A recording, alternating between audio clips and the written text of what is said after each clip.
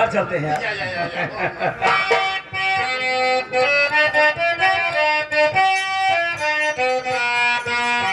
ये बने चाहे दुश्मन ये जमाना हमारा सलामत रहे।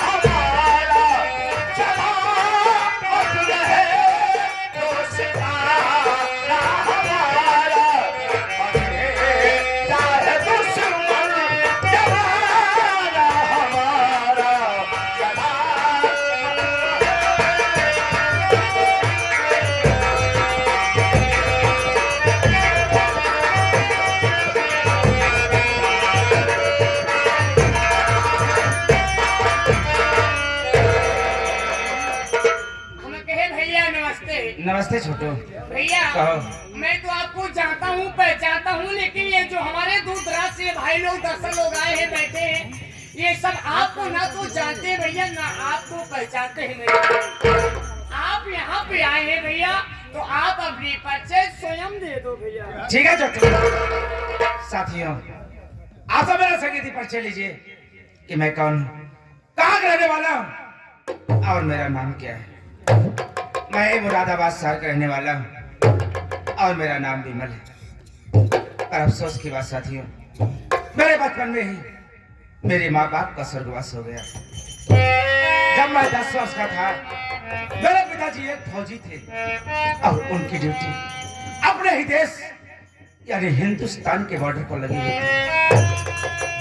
अचानक एक दिन की बात है, मेरे पिताजी बॉर्डर की निगरानी कर रहे थे और बॉर्डर की निगरानी करते करते अचानक अपना बॉर्डर क्रॉस कर गए। जैसे उन्होंने अपना बॉर्डर क्रॉस किया, उधर से एक अंग्रेज आतंकवादी देखा। अब देखते मेरे पिताजी को गोली मार दी। इतना ही नहीं, गोली मारकर उनका एक हाथ और एक पांव काट कर ट्रेन पर लटका दिया। यह सारी बातें जब मेरी माँ को पता चला ना भैया, हाँ भैया, तो मेरी माँ संभा बर्दाश्त न कर सकी छोटू, और हमेशा हमेशा के लिए मुझे छोड़कर भगवान को प्यार किया। और मैं इस दुनिया में अनाथ बनकर रह गया छोटू। हाँ भैया, पर छोटू भैया, एक खुशी की बात है छोटू। ओ बहुत खुशी की बात है भैया। खुशी की बात यह है छोटू, मेरी शादी इसी 15 तारीख को अच्छा, एक फौजी की बेटी से होने वाली है। हाँ हाँ भैया, और मैं अपनी शादी हाँ, तूफान सिंह अच्छा, कहने पर कर रहा हूँ यार। पर क्या बताऊँ, क्या हुआ भैया? 2 दिन हो गया यार, ना तुमसे बात हुई है ना मुलाकात हुई है। चलकर मुलाकात कराऊँ, क्या कहते हो? भैया, पहले आप पीछे मुड़ के तो देखिए। पीछे जी हाँ, फूफा जी,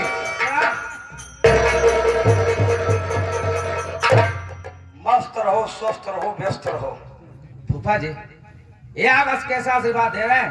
ये आपका आशीर्वाद मुझे समझ में नहीं आ रहा है। मस्त रहो, स्वस्थ रहो। अच्छा ये बताओ, कैसे मस्त रहूंगा, समझाइए ना। विच्छेद करूं? जरूर। मस्त रहो का मतलब है किसी चीज से कोई मतलब न रखो, काम धंधा से कोई मतलब नहीं।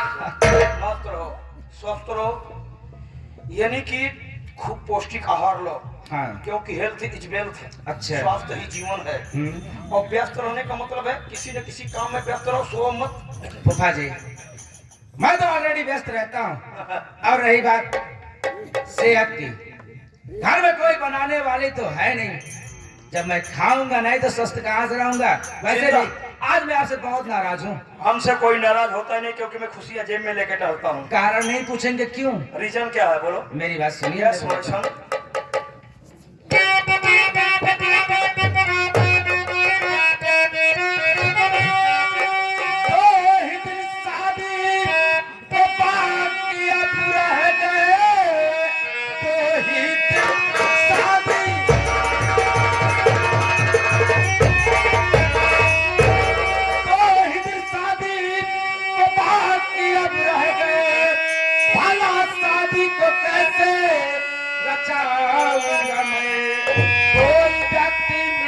वाला तुम्हें अब तलाक कैसे बारात को ले जाऊंगा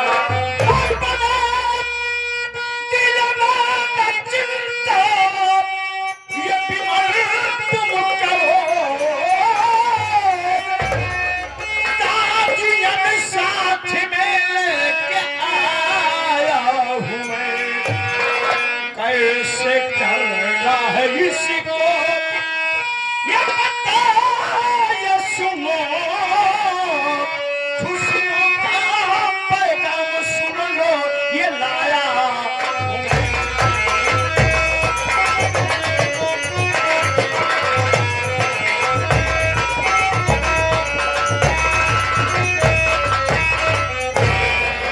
रातों दिन सुबह शाम फोन लगा लगा के बात करते हो, बाप ढूंढो बाप ढूंढो बाप ढूंढो। भाई देखो इतना मोटा ताजा बाप तुम्हारे लिए लाया हूँ। बोलो ये बाप पसंद है कि नहीं पसंद है? फूफा जी कोई एहसान नहीं कर रहे हैं आप। अरे आपके कहने पे शादी कर रहा हूँ। अरे आपसे खूब बुलवा लो, आते तो मौका मिला ना। इनके लिए बाप ढूंढ रहा हूँ, आसान नहीं कर रहा हूँ। हाँ? हेलो रातों दिन फोन लगा। अरे मेरी बात तो सुनो पहले। बाप ढूंढो। आपके कहने पे शादी कर रहा हूँ ना, अभी मेरे पास आए थे। हाँ, शादी कर लो गार्जियन। अच्छा एक बात, गार्जियन बोल सकते हैं ना? क्यों बाप को बाप कहने में शर्म लगती है क्या? बाप कैसे है? बाप थोड़ी ना हो सकते मेरे। क्यों? ये तो बड़ा तुम्हारा बाप ही तो बनेगा ना। फूफा जी बोलो ये बाप पसंद है कि नहीं पसंद है? क्यों? अगर ये बाप ना पसंद बताओ, तमाम बाप बैठे हुए हैं। लगे रहो इंडिया। कैसे फूफा जी मजाक बढ़िया कर लेते हैं। बोलो ये बाप पसंद है कि नहीं पसंद है? क्यों? तमाम बाप बैठे हैं, बोलो। फूफा जी सिर्फ शादी करानी है। क्या करो, तुम्हारे घर जाएगा यार। फूफा जी आप भी ना वैसे मजाक बढ़िया कर लेते हैं। अपनों से। तो ये मेरी गार्जियन है। हाँ तुम्हारे डैडी है। फूफा जी बातें कह लूं? बात करो नया वाले डैडी से। अरे बात तो कर दीजिए आप। Hello, my son, my kid.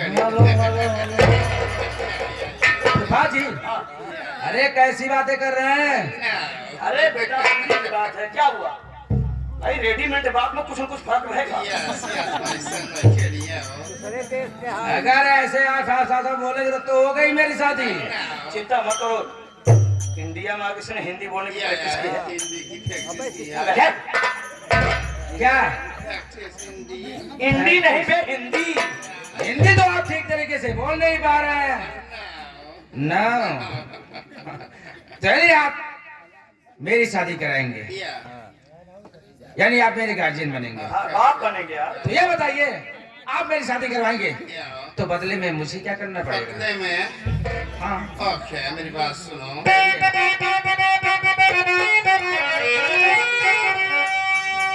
शादी करना कराना तो बिजनेस क्या इसका यार? से करो शादी हमने कराना पैसे देखा कि बाप दादा कैसे करूं पैसा बोला दिया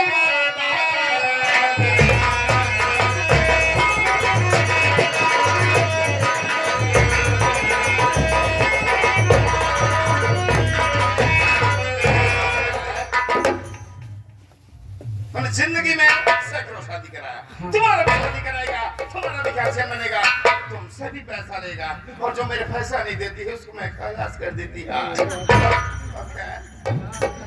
यानी आपके कहने का मतलब आप मेरी शादी करवाएंगे तो बदले मुझे आपको पैसा देना पड़ेगा। Yeah. और अगर मैंने आपको पैसा ना दिया हाँ। तो आप मेरा मर्डर कर देंगे। मटर, हाँ? मटर नहीं बे, मटर। okay.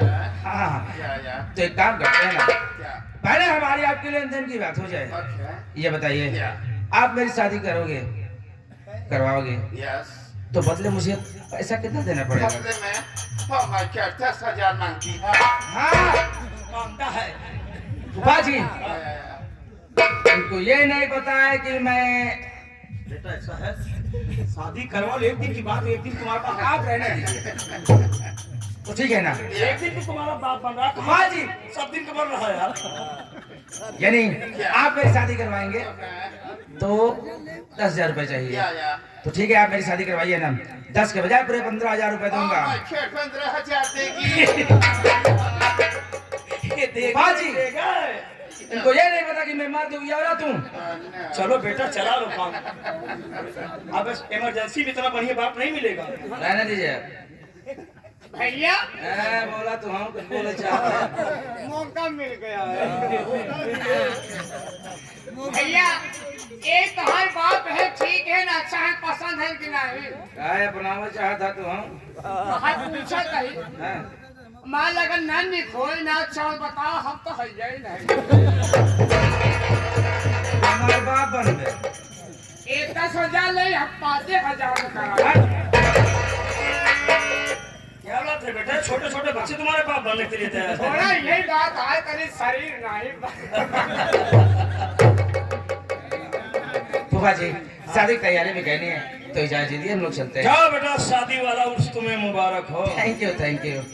डैडी जी चलिए चलते हैं। चलो चलती हाँ।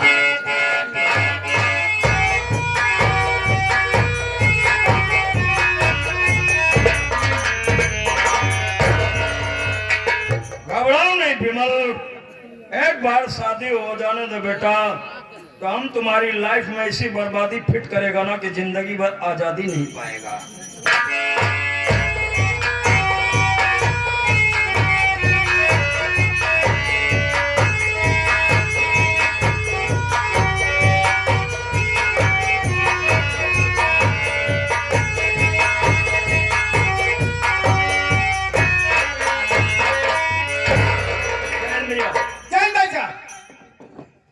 भैया शादी की सारी व्यवस्था ओके ओके है। जी हाँ।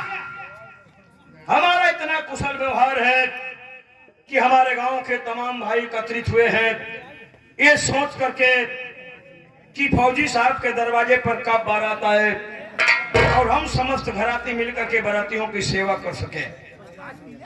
सारी व्यवस्था हमने ओके ओके कर दिया है।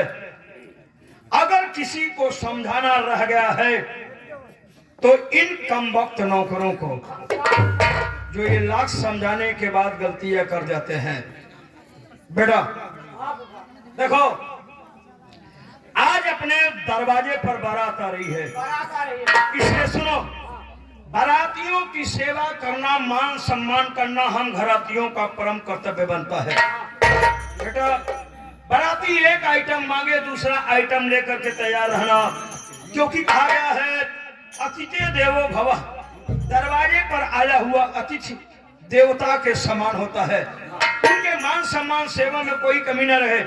एक सामान मांगे दूसरा सामान लेकर के तैयार रहना, ताकि पुनः जब अपने गांव में रिटर्न होकर वापस होकर के जाएं तो इस ग्राम सभा किशनपुर का बखान और बड़ाई करें कि आज किशनपुर गांव में हम गए थे बारात में, वहां के घराती इतने सभ्य थे कि हम लोगों को कोई भी डिफिकल्टीज, कोई भी कठिनाई उत्पन्न नहीं हुई।